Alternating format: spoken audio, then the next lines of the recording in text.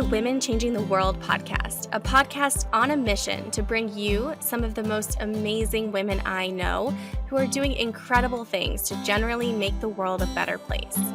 From corporate sustainability to straight up magic and everything in between, you'll meet the real life humans who are birthing the new. I'm your host, Liz Best, and I'm here to amplify the stories and voices of women who are changing the world.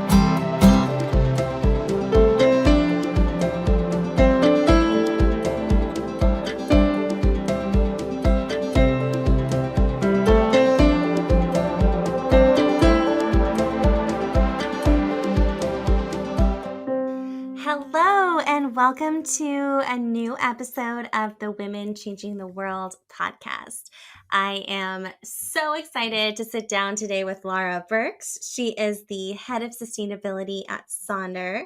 And today we talk about everything from nature-based solutions, including what they are, to local climate activism and how you can get more involved in climate at the local level, as well as where she thinks the sustainability field is headed and what she's most optimistic about.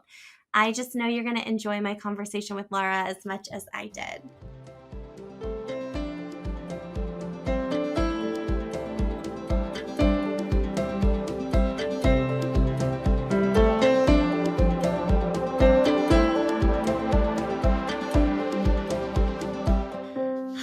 Oh my goodness. I am so beyond excited for today's conversation with Lara Birkes. She is the head of sustainability at Sonder and an all-around sustainability badass. Lara, welcome to the podcast.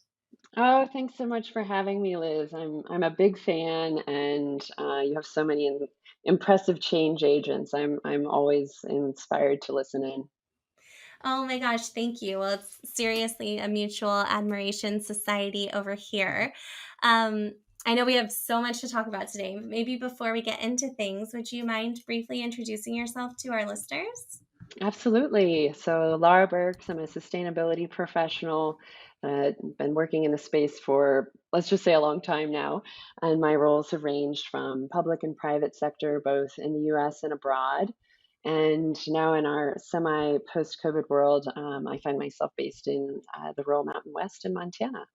Oh my goodness. Well, yeah, there's so much I'm so excited to talk to you about today. I feel like in your career, you've gotten to touch on so many different super interesting pieces of the overall sustainability ecosystem. And I'm so excited to talk more about all of them. I'm also curious, you probably know this question is coming, but my favorite first question to ask on the podcast is, because this is the Women Changing the World podcast, if you could change one thing about the world, what's the one thing that you would most want to change? I love the question. And Um, on the heels of Climate Week in New York, I think the one thing that I really take away from that is changing a shift in the political will to address climate change, and that was so evident and palpable, in part because there was so much discussion, and we're seeing so much more about all of the solutions that exist. And it just makes me realize how much we could unlock if we had political will, not only in the US, but many other places, but crucially here. And it's something I certainly observe in the West as well.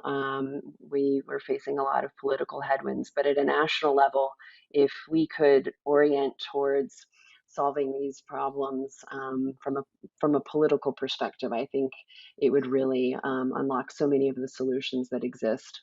So that would be the one thing I would do if I could wave a magic wand. Oh my goodness. Yes, it's so timely and so important. And it's something that I'm so, I hate to put bring finger crossing into this, but I'm like so crossing my fingers that politically we can get it together because it's so important. Exactly. Well, let's hope, fingers crossed, everyone register and vote and take someone with you. Yes, absolutely. Well, let's see. I mean, again, there's a ton I want to talk to you about. I think, One of the many, many reasons I wanted to have you on the podcast, besides just how awesome and interesting you are, is that I know you've had, again, just such an interesting journey to get to where you are today. And I do think it's really expansive, both for me selfishly and for listeners of this podcast to hear like how people came to be in these roles and like living these lives that they're currently living and like what the path looked like. Because I think so often when we're younger, we're like taught to believe that it's like a straight line, and the reality is it's like almost anything but in so many cases. So I'd love if you would be willing to indulge us to hear a little bit about how you came to be where you are today. And really, the invitation always is to take up space and tell your story. Oh, absolutely. Well, thank you for that. And you are correct that it's anything but linear. I think like so many sustainability professionals, it's a long and windy road. And maybe before I jump into a brief chronology, I'll start with the motivation that really drew me to the field, which has been kind of a lifelong love of nature and wildlife. And it's very much thanks to my parents, my grandparents that exposed me to the natural world throughout my childhood. That I have that awareness, and I'm more and more aware of what a privilege that was, and how fortunate I was to grow up in a rural setting in the Midwest and have parents that exposed me to the great outdoors. And then what really catalyzed that, and this definitely comes up more and more now that I live back in Montana, is that um, this growing interest was really fostered by my parents, and I, I was keen to get into mountaineering and learn how to climb when I was a junior in high school, and this was particularly obscure for a kid growing up in the floodplains of the Missouri River. But nevertheless, they indulged the interest, and my dad and I learned to climb together, which ultimately accumulated in a trip to the Alaska Range and a month climbing Denali together. And at that point, climate change was nothing that was really familiar or even on my radar at the age of 18. But now, looking back, experiencing glaciers, being in remote high alpine settings, experiencing the elements of a wild landscape really allowed me to draw upon why it is so critical for people to understand our reliance on the natural world and to adopt behaviors that allow our planet to flourish and remain habitable. So getting back to your question, that's the motivation. But what happened between the summit of Denali in 1997 and where I am now is certainly a zigzag. I ended up going to the University of Montana in Missoula for undergraduate school, which admittedly was motivated by my love of the mountains, and that was kind of the beginning of my story with Montana. In addition to the fact that my grandmother was raised here, and after graduating, I ended up working for our senior senator from Montana, Senator Max Baucus, who was the senior Democrat at the time. And so that was really my first experience with politics. And I learned from my time on Capitol Hill how foundational it is to understand policy, the role of business, and the multitude of ways that it fits into our daily lives. And we see that more and more as we look at the world around us. So that was working on the finance committee, and after that, I went and worked for Senator Daschle, who at the time was the majority leader, and I was on his leadership staff covering his trade policy issues for the finance committee. And so the interest really shifted to international trade policy. At that point, I moved overseas and was fortunate to get grant funding from Fulbright and spent a year and a half in Morocco looking at the implementation of the US Morocco Free Trade Agreement and its impacts on an emerging market. And interestingly, it was actually through trade that I began to shift into sustainability after grad school at the Monterey Institute. I moved to Geneva to do my thesis work with the World Trade Organization, and it was really there through the lens of trade policy that I began to see the incorporation of environmental considerations into trade texts. And a bit of a light bulb went off, which is that, wow, these things are really problems we need to be working actively. And what are all of the systems levers that we pull? And it's ironic to think of this now because I can't, it's hard to imagine a time when I wasn't thinking about climate change, but that actually, I guess, dates me and and puts in context how many more solutions and how much more our academic setting has oriented towards solving these problems, which is great. And at that point, I stayed in Geneva, moved to the World Economic Forum, initially more with a US policy role, but that evolved into thinking about the role of business in multi stakeholder conversations, the G20, the COP conversations, the UNFCCC. I moved from there to the World Business Council for Sustainable Development, working on a lot of cross-sectoral initiatives between business and, again, the public sector, thinking more about how business can be, a partner in driving that positive change. At that point, moved back to the U.S., which was about 10 years overseas, and took my first in-house role with Hewlett Packard Enterprise as their CSO after HP, and HPE split, and then did some consulting for a few years, worked with a small startup, and then I joined Sonder nearly 3 years ago, pre-IPO, to stand up their sustainability function. So I'll stop with that. That was a long explanation. Oh my goodness. No, I mean it was like so elegantly brief for like so much interesting content. And again, there's like so many pieces of that I would love to ask more about. Because again, I just think your path in this space has been so interesting, and you've touched on so many different like types of roles in this space and gotten to wear so many different hats. It's super interesting. And I'd love to hear, I know that you're working currently at a newly public company. What is it like to lead sustainability partnerships and social impact with a small team at a newly public company? Yeah, it's a great question. So I joined Sonder, which, for those that aren't familiar, is a tech-enabled hospitality company about 3 years ago. And as I alluded to, it's my first in-house role with such an early stage pre-IPO business. And the opportunity I really see in this context is for new companies to establish this function at an early stage and to make responsible business practices part of the DNA of the company.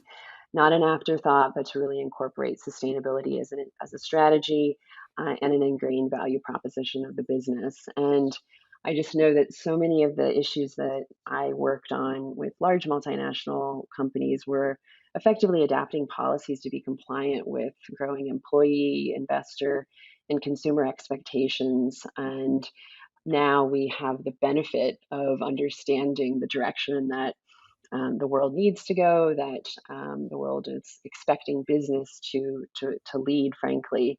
And so I think the benefit of knowing that now is a real invitation for founders and early stage companies to think holistically about how they integrate this early on in the journey of the business.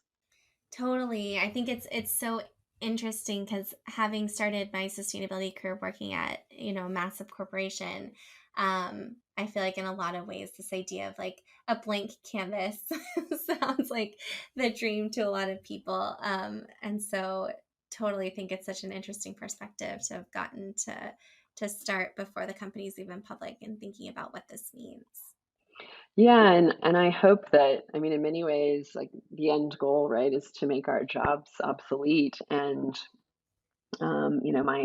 my hope in many ways is that these roles don't need to exist in the future because every job becomes a climate job, and businesses understand how to integrate all of these considerations across appropriate business functions, and it's just part of the way that we operate in a future world, which is in a climate positive way. Absolutely, absolutely. I cannot wait for that world. I think we still have a little bit of time, unfortunately, but that's the goal. Totally. And I mean, who knows? I believe that we will see that in our lifetimes. I mean, I think it's possible. I think we need it. It is. Well, I know that in addition to your so-called day job, there's a lot of other really interesting stuff on your plate these days. Do you mind filling us in on like some of the other stuff on your plate and what your day-to-day currently looks like? Sure. So, there's a lot. It's interesting. Being part of a small rural community. And for additional context, I live in an area called Paradise Valley, which is north of Yellowstone National Park, in an area called the Greater Yellowstone Ecosystem. And it's the last intact ecosystem outside of the Serengeti. And what that means is that a lot of the volunteer activities and a lot of the community activities that um, we're engaged in, very much pertain to conservation and to wildlife and so much of the natural world. And so, in my spare time, certainly try to do all I can to actually enjoy and partake in this incredible landscape, and then to think about the ways that um, we can give back and think about how these natural assets are preserved in perpetuity. Well, and I know that you've shared with me previously that living where you do in rural Montana brings new relevance to your climate work. Can you tell us a little bit more about climate where you are and how kind of being on the front lines in this way has shifted your own perspective on climate work? Sure, and I think now most of us, in some way, increasingly have a tangible example of climate change where we live. But for some reason, being here now, it is more so much more palpable than I remember it feeling in the past in other places where I lived. And um, I think part of uh, the joy and the sorrow of being connected to a landscape is that you also see the stresses that it experiences from increasing weather and climatic extremes.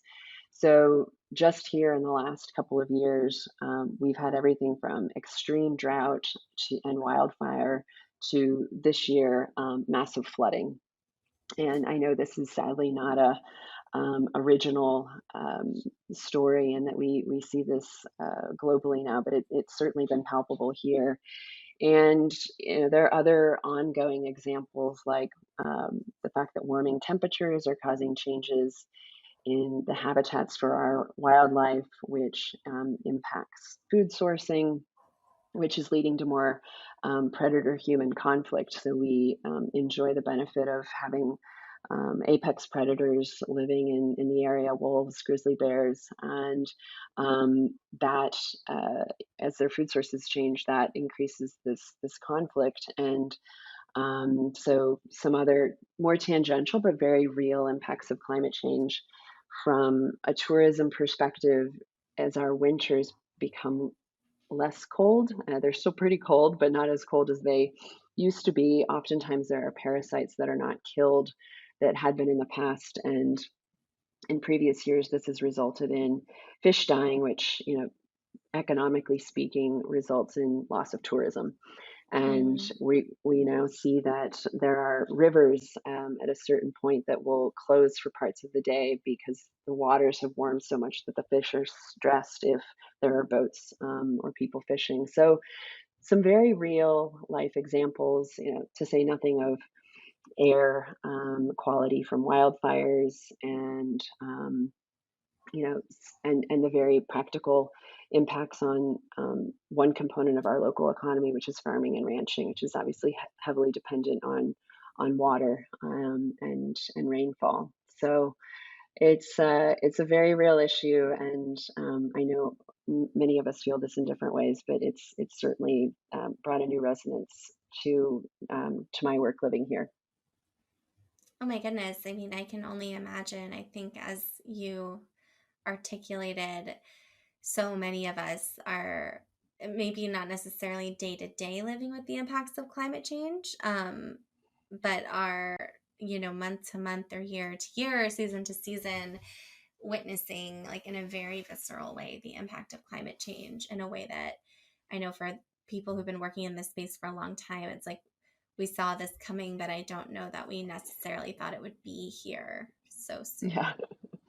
And it's right outside the door. There's no refuting it now, which only increases the urgency of action, which is deeply needed. Hmm.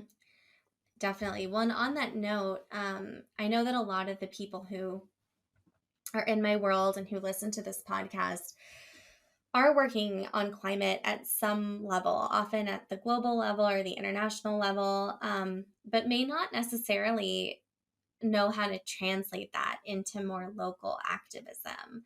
And I know that you're someone who has been involved at the local level on climate issues for a while.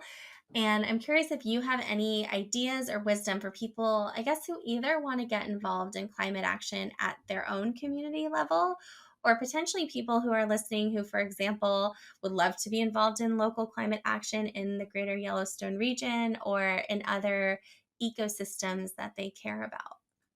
Yeah, absolutely. Um, it's been a really good learning opportunity for me coming back to Montana and living here because previously I was very engaged and aware of the international global policy frameworks, federal laws, and had been engaged for many years in those processes, very much overlooking the local political outlets. And it was only in moving back to a community like this that I began to really understand why this was so fundamental and so important. I think more and more of us are aware of those realities now, but um, I see how important city and county planning boards are for local regulations. Um, you see how important local nonprofits are that truly understand the nuances of um, the environmental issues that a community faces, which are very often are quite nuanced. And having a engaging with nonprofits that can really think about that in a way that is inclusive and thoughtful is pretty important as well. And then getting to know your elected officials and what they stand for and what their positions are on energy at a local level. I think that's probably a pretty fundamental one at this point. We have rural electric co ops in much of the West. What are those solutions for decarbonization on up to local utilities? And so, what I would say to those that are interested in getting involved at a local community level is it's absolutely important. I think we have to do this from the bottom up now. It's not just from the top down, and we crucially need more and more people to be advocating on behalf of these issues. Yeah, down to the city mayor, down to the city council's office. I don't think that there's a role that's maybe too small anymore to not take these things into account. Yeah, I mean, that makes so much sense. And I mean, I think going back to what you had shared earlier too, like voting is also so Exactly. important, and voting for these elected officials who are making decisions about climate in our Absolutely. communities. I think that that can't be overlooked and probably can't be stated enough, which is yeah, to really challenge our elected leaders to have informed positions on what the future looks like and how we plan to live there sustainably and putting in office those that have the courage to say that you know what's the expression, if things are going to stay the same, a lot will have to change. And Mm, I think we have to really rethink so much of what we depend on in so many of our habits, and that's really uncomfortable and pretty unpopular if you're a politician that would rather keep the status quo. But we definitely need those leaders to be thinking about how we shift jobs in a way that supports this transition and um, yeah, and thinks about the next generation and those that will follow. Yeah, that makes so much sense. When I'm curious, given, I mean, I know you have such interesting background in policy and political work. Are there any like specific mechanisms for engaging directly with elected officials that you would say you've observed are most and or least effective or impactful?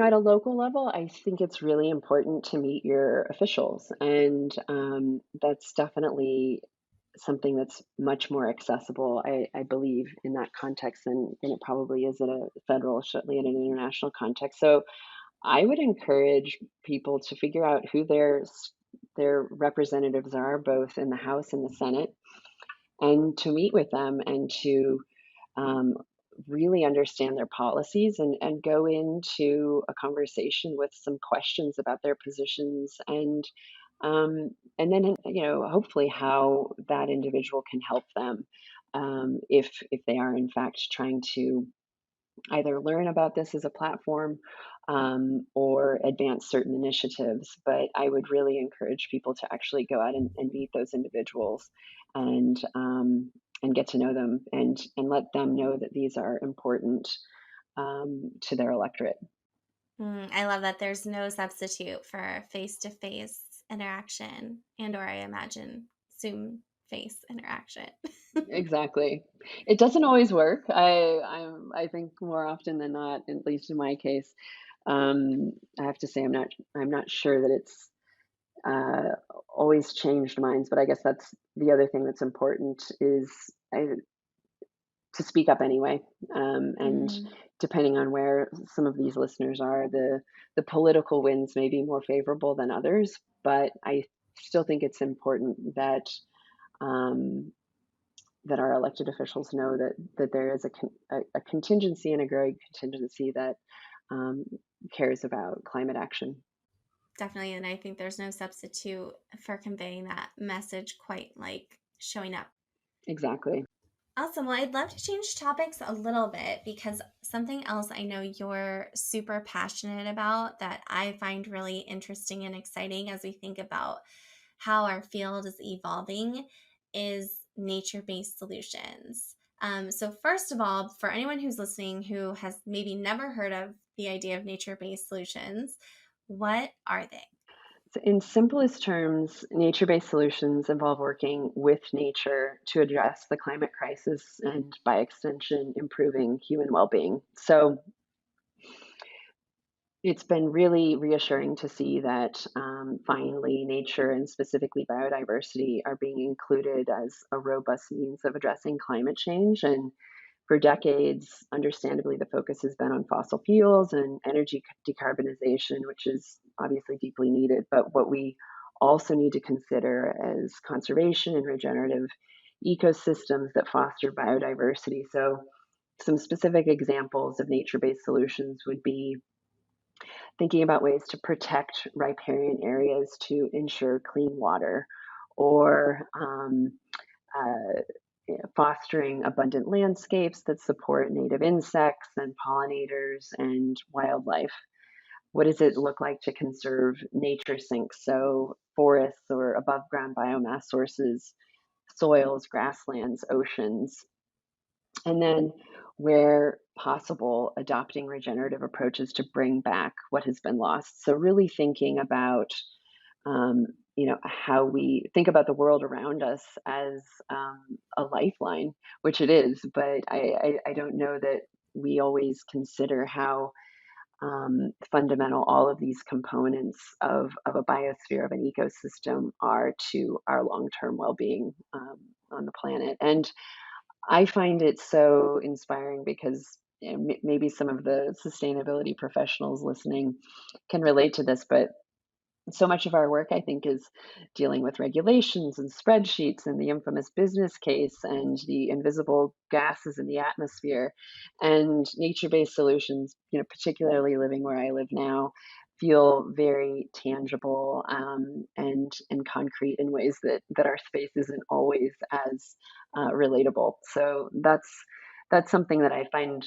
really inspiring. And there's so many businesses that are now thinking about this, how this can be part of their climate action strategy, and then equally very entrepreneurial companies that are trying to, um, you know, figure out how we value this more systemically in society. And so I'm encouraged by this development. Mm. Yes, well, and I'm curious, would you be willing to go like a little bit deeper on what that could look like? I guess potentially, let's say for a business to really make that part of their strategy. Like Mhm. what would that tangibly look like for people? I think we're seeing it most tangibly probably through offset considerations. So let's say a company that's set a 2030 climate target and knows that they will only be able to reach a substantive percentage of that climate target, and would like to figure out how they reach that remaining percentage by investing in uh, something like an offset. There are more and more nature-based solutions and carbon offsets that factor in all of the credible indicators of these models and begin to actually support the systems that ensure, all of the attributes I mentioned earlier. We're seeing recently biodiversity credits come onto the scene. So, how do we think about preserving these last intact biospheres that we have? And it's sad that we have to think about an economic model for this valuation.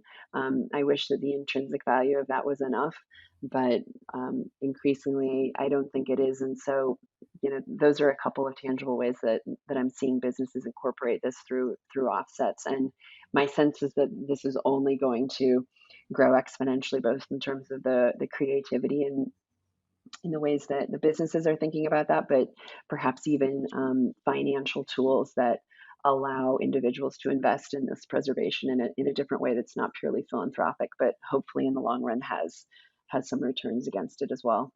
Definitely. I think it's really interesting to see the ways that some of these new models are being, in many cases created in order to, like, I agree with you. It's sad that it has to like it's like taking an economic model to motivate some of this conservation, but also at the end of the day, it's so important that it's kind of like, well, if that's how we have to get there, maybe that's how we have to get there. I'm curious for someone who's listening who's like, oh, actually, I was just looking at or thinking about potentially purchasing some carbon offsets, but maybe I should be looking into this instead. Like, what would you say? Um, how would you suggest someone like potentially balance thinking about different pieces? Yeah, I think a lot of the carbon offset platforms are actually including this. I don't know that they are distinguishing at a high level the difference between just carbon and nature-based, but my sense is that most offset platforms are actually beginning to offer a nature-based solution. How much of that is directed at the individual is a little bit less obvious to me. I know that for businesses, there are platforms like Patch, for example, that are beginning to think about these nature-based solutions in the context of offsets, and and there are other platforms as well that are just thinking much more holistically about this, and very often uh, these areas which have rich biodiversity also have high carbon contents, and so there's very often an overlap there. I don't. I think in the long run, those things will probably need to be decoupled to have the conservation impact that's needed globally. But I think we're beginning to see these two things become more and more integrated all the time. That's so interesting. So it's not necessarily even an either or. In many cases, it's, organizations are evaluating what form of offsets or credits will help them achieve their goals. It could be a carbon offset that is in fact nature based. Exactly, and We're seeing things like carbon soil sequestration. That's been an issue that I've worked on locally, which is thinking about how one fosters regenerative agriculture practices that increase the carbon soil content through rotational grazing, and then what is the marketplace for that land practice that increases the carbon soil. And there are many other examples that, again, pertain to grasslands and oceans and soils and forests. But um, it's hopefully becoming more and more commonplace, and more accessible. Yeah, definitely. Well, I'm curious. I feel like you're someone who naturally is kind of has your finger on the pulse of some of the coolest, newest things that are happening in the sustainability space. And so I'm curious, like, what, I guess, potentially in addition to nature based solutions, are some of the more interesting things that you've been observing as of late? What's so inspiring is to see how many professionals from very different fields are beginning to align against solving the climate crisis, right? And even a few years ago, this was not the case, but now the incorporation of CTOs and developers and engineers and financiers and so many other fields now have a home in this world that didn't exist so many years ago. And it's so fundamental to reaching the scale of change that's needed, because just the sustainability wonks left to themselves, I don't think are sufficient. We need the skills of so many others, and I'm seeing that at such a incredible pace, and I'm just delighted that there are more and more people that can bring their diverse sets of skills to thinking about this problem. Yes, it's definitely, I feel like so often, I don't know, I feel like this is much less the case now, but so often, I would hear from and meet people, and this was totally me too, who felt like the way to work on sustainability was to have like sustainability in your job title. Yeah. There's so many potentially, arguably, far more impactful ways to work on sustainability where it has nothing to do with your job title. Exactly. And now many of the climate tech companies we're seeing start are, by founders that don't have climate backgrounds, but they have backgrounds in, the currency of the current world, and are solving for that problem with their skill set. And like, what a wonderful evolution. So I think that's a great reason for hope. And as it relates to interesting developments in the field, I think it's cross cutting, and is generating so many new businesses and so many nuanced ways of thinking about these complex problems that we're bound to make progress. Yes, I believe that, and I appreciate that perspective. Well, I'm so curious for anyone listening who's like, "Oh my gosh, Laura's so cool. How can I be her when I grow up?" Oh, I What? don't know. I don't know if you want to do that. Well, I'm curious, like, what would you say are like some of your maybe like most often given pieces of career advice for people who are thinking about navigating careers in this space? Yeah, I typically would say to cast a wide net, and not necessarily be too precious about the journey that one may have preordained for themselves to get there. And what I mean by that is, be open to the opportunities that may come your way, and at each juncture, sort of take the best next step and see where it leads. At least in my case, um, in earlier in life, I'm pretty sure I thought I knew how all of this would unfold, and it was anything but that. Let me assure you. And so it's easy to say in hindsight, just sort of follow your nose as you go, and piece it together, and at each juncture, like, take the next best option, and it will all work out. which I do think is the case. And now this field in particular is so rich, and so in need of young talent that I think there are many more homes for that passion than there ever have been in the past. So I would just encourage, you know, all new professionals coming into the workspace or those that are shifting a career, to be more involved in climate action. That I think there's a home. Just be open to where it is, and follow that, and I'm sure it will only evolve from there. Mm. Yes, I feel like it often seems to all make sense in hindsight. And I feel like I'm like laughing thinking of my 23-year-old self hearing that advice and being so impatient and wanting like a 10-year roadmap. Yeah, exactly.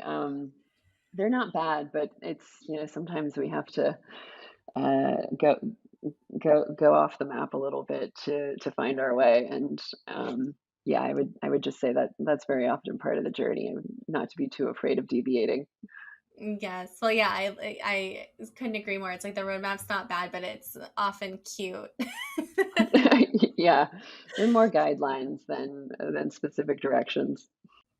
Definitely. Well, I guess a little bit staying in the advice lane, but thinking a little bit more like holistically about like life. What advice, if any, do you wish you could give to your younger self? And you can totally pick an age for this advice or just give some generic younger self advice. I think I would probably whisper to myself in high school to trust the gravitational pull of the mountains and go west, which I ultimately did do. But I don't think I fully understood how important that would ultimately be for me.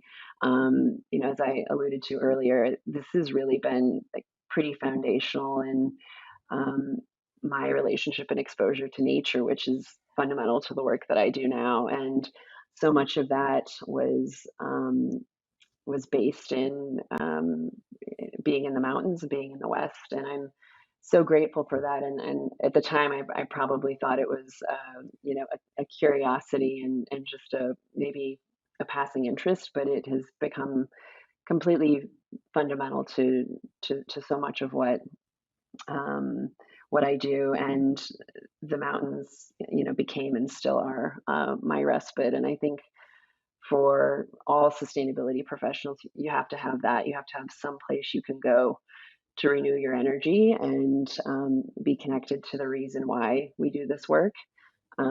So I would go back and say, yeah, trust that instinct. It'll serve you well. That's so deep. And I mean, I'm definitely more oceans than mountains, but yeah, I feel Equally like inspiring. I mean, why not both? But I do Exactly. feel like there are so many women who've been on the podcast and people in this field in general who I know who, yeah, it's interesting. Like there was that like inkling, there was something even as early as high school that like at the time maybe didn't stand out as the nudge, but looking back, it's like, oh, yeah, that's been there for a long time. And I love that you've had that gravitational pull toward the mountains in the West for so long.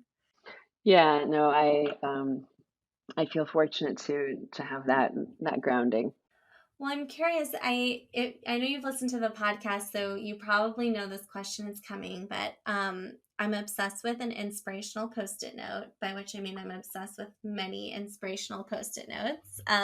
One day, I want to create a deck of all the inspirational post-it notes that the guests on this podcast have on their desks. And so I'm curious if you got to have your own personal post-it.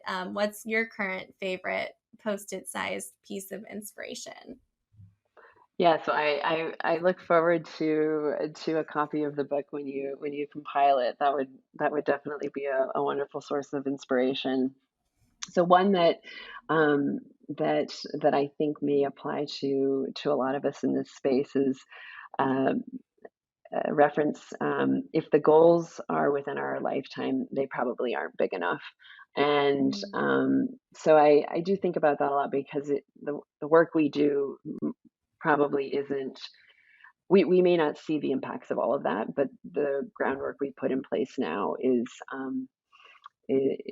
crucial. And so I think it's sometimes just helpful to remember that it's still worthwhile, even if we may not see the end result. And if future generations benefit from that work, then that's laudable as well. It reminds me of like when I think about like what a North Star could be as kind of like a guidepost. It's like it should be something so big that you can't possibly do it by yourself in this lifetime. And I think that's such a great reminder about goals too, especially as it pertains to this space. Yeah, absolutely. And there's another one that I come back to occasionally, which is an African proverb: "Until the lion learns to write, every story will glorify the hunter." And I think about that in the context of the voices that aren't heard, um, in particularly in this particularly those that are impacted the most by the outcomes of climate change. And what are the things that those of us can do to hopefully incorporate more of that into the ways that we solve these issues. So beautifully said. I'm all about ending on a positive note. I know, I know talking about climate it can be hard depending on the day, but what's giving you hope and making you optimistic these days? There's so much engagement, I think, by the next generation, so much awareness of uh, the enormity of the challenge that we have to solve for, but equally so much intensity around what those solutions look like, that I am optimistic that once we get more leaders in power from this next generation, that will to come full circle to the solution that I would hope for. If I could wave my magic wand, it would be the political circumstance. And so I'm really looking forward to more and more leaders from this next generation um, being in being in power and beginning to really create this system change. And it's palpable. I think it's happening. And so all that we can do to foster their abilities to have those roles, I think is worthwhile. But I'm optimistic about the change that they'll create once they're finally in charge. Mm, I couldn't agree more. It's like how can we get future generations like in power as fast as possible? Yeah, it's time to pass the baton. Ugh, yes, preach.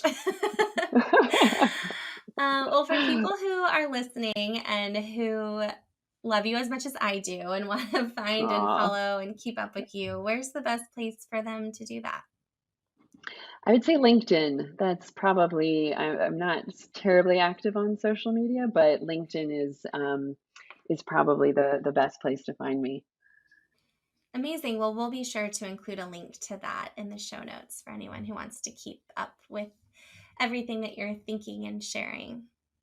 Oh, thank you, and thank you so much Oh, thank you. for having me. That's it's really a pleasure, and thank you for the work that you're doing and highlighting so many voices. Oh my goodness, it's absolutely my pleasure. So appreciate you coming on the podcast. It was so fun to talk about everything from nature-based solutions to getting future generations in power and so much more. So thank you so much. I really appreciate it. Absolutely, my pleasure. Thank you so much for tuning into this episode of the Women Changing the World podcast. Please rate and review the Women Changing the World podcast on Spotify, Apple Podcasts, or Google Podcasts, and don't forget to subscribe for future episodes. You can find me on Instagram. My handle is liz.best, that's lis.best, or you can find me on LinkedIn by searching my name, Liz Best. Join my mail list by visiting elizabethbest.com/monthly meditation, and you'll receive all the latest updates on events, retreats, and opportunities to work with me, plus a monthly love note from my heart to your inbox. I am so excited to keep in touch, and I'll see you in the next episode.